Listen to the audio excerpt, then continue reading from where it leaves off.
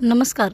चला तर मग आज आपण पाहणार आहोत अतिशय साध्या सोप्या पद्धतीने कुकरच्या एका शिटीत तयार होणारी उपवासाची साबुदाणा बटाट्याची चकली. त्यासाठी सर्वप्रथम आपल्याला साबुदाणा जो आहे तो भिजवून घ्यायचा आहे आणि मोजून घ्यायचा आहे. मी या ठिकाणी अर्धा किलो साबुदाणा स्वच्छ असा धुवून घेतलेला आहे.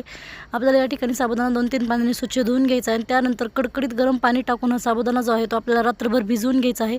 साबुदाणा भिजत इतपत त्यामध्ये पाणी ठेवून रात्रभर या ठिकाणी साबुदाणा जो आहे तो मी भिजवून घेतलेला आहे. दुसऱ्या दिवशी सकाळी या ठिकाणी आपण पाहू शकताय साबुदाणा जो आहे तो छान असा भिजलेला आहे. एकदम चिकट असा साबुदाणा आपल्याला भिजवून घ्यायचा आहे. अर्धा किलो साबुदाण्यासाठी बरोबर या ठिकाणी मी 1.5 किलो बटाट्याचा वापर केलेला आहे. एकदम परफेक्ट असं प्रमाण आहे. आता हे बटाटे जे आहेत ते आपल्याला शिजवून घ्यायचे आहेत. सर्व बटाटे कुकरमध्ये टाकून त्यामध्ये पाणी टाकून आपल्याला या ठिकाणी 4 ते 5 शिट्ट्या करून घ्यायच्या आहेत. म्हणजे बटाटे जे आहेत ते एकदम छान असे शिजले जातात. या ठिकाणी शिजलेल्या बटाट्याचे मी साल काढून घेतलेले आहेत आणि खिसणीच्या साहाय्याने बटाटे जे आहेत ते आपल्याला खिसून घ्यायचे आहेत. एकदम बारीक असे बटाटे मी या ठिकाणी सर्व खिसून घेतलेले आहेत. तुम्हाला जर हवं असेल तर तुम्ही या ठिकाणी पूर्ण बटाटे जे आहेत ते स्मॅशरच्या साहाय्याने मॅश करून घेऊ शकता. पण मी या ठिकाणी पूर्ण बटाटे जे आहेत ते किसूनच वापरलेले आहेत. त्यामुळे चकली जी आहे ती एकदम परफेक्ट अशी तयार होते. अशा पद्धतीने सर्व किस जो आहे तो आपला तयार झालेला आहे. तयार करून घेतलेला बटाट्याचा किस जो आहे तो आता आपल्याला या ठिकाणी साबुदाण्यामध्ये मिक्स करून घ्यायचा आहे. रात्रभर भिजून घेतलेल्या साबुदाण्यामध्ये मी या ठिकाणी सर्व बटाट्याचा किस जो आहे तो टाकून घेतलेला आहे आणि व्यवस्थित असं मिक्स करून घेतलेला आहे.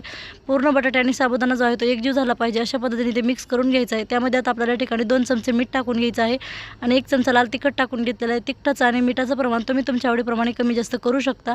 या ठिकाणी वाळवणाचे पदार्थ बनवताना मिठाचं प्रमाण जे आहे ते थोडंसं कमीच वापरायचं आहे, कारण वाळवल्यानंतर त्यातील पाण्याचा अंश जो आहे तो कमी होतो. त्यामुळे या ठिकाणी तिखटाचं आणि मिठाचं प्रमाण जे आहे ते थोडंसं कमीच वापरलेलं आहे. आता हे सर्व साहित्य आपल्याला छान असं मिक्स करून घ्यायचं आहे आणि मिश्रण जे आहे ते व्यवस्थित तयार करून घ्यायचं आहे.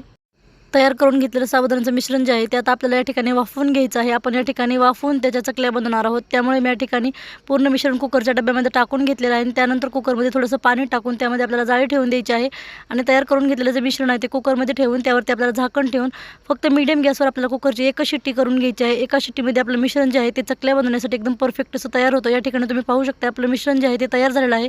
तयार मिश्रण आपल्याला या ठिकाणी एका बाउलमध्ये काढून घ्यायचं आहे आणि त्याच्या व्यवस्थित अशा चकल्या ज्या आहेत ते तयार करून घ्यायच्या आहेत.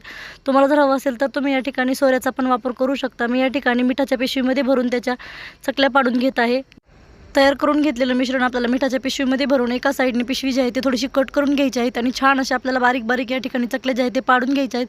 हे पहा व्हिडिओमध्ये दाखवलेल्या पद्धतीने मी या ठिकाणी सर्व चकल्या ज्या आहेत ते तयार करून 2 दिवस कडकडीत उन्हामध्ये या चकल्या ज्या आहेत ते वाळत घातलेल्या आहेत. 2 दिवसामध्ये आपल्या चकल्या ज्या आहेत एकदम परफेक्ट अशा वाळलेल्या आहेत. तुम्ही या ठिकाणी पाहू शकताय 2 दिवसानंतर आपल्या चकल्या वाळून झालेल्या आहेत. आता आपण त्या चकल्या ज्या आहेत ते तळून पाहणार आहोत. त्यासाठी या ठिकाणी मी मीडियम गॅसवर तेल छान गरम करून घेतलेलं आहे. तेल छान गरम झालं की त्यामध्ये चकली जी आहे ते टाकून घ्यायची आहे आणि दोन्ही साईडने आलटून पलटून ही चकली जी आहे ती छान अशी तळून घ्यायची आहे. तुम्ही या ठिकाणी पाहू शकता दुप्पट तिप्पट आपल्या चकल्या ज्या आहेत त्या फुललेल्या आहेत. अशाच पद्धतीने रेसिपी तुम्ही एक वेळेस नक्की ट्राय करून पहा. रेसिपी आवडली तर लाईक, शेअर आणि सबस्क्राईब करायला विसरू नका.